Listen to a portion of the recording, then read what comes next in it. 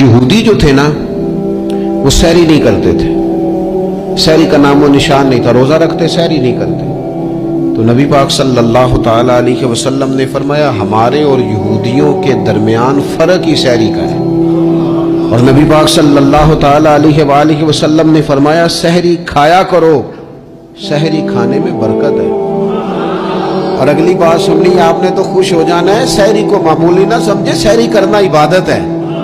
ہاں آپ مت سمجھیں کہ میں روٹی کھا رہا ہوں، یہ تو میرے سامنے دہی رکھا ہوا ہے، یہ تو سالن رکھا ہوا ہے، یہ تو اچار رکھا ہے، تو چپاتیاں رکھی ہیں۔ سحری کھانا عبادت ہے۔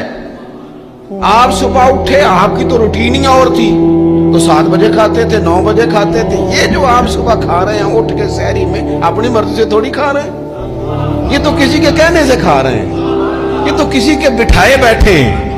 یہ جو سحری کا لنگر ہے یہ رب رسول کی رحمت کے ساتھ عطا ہوتا ہے۔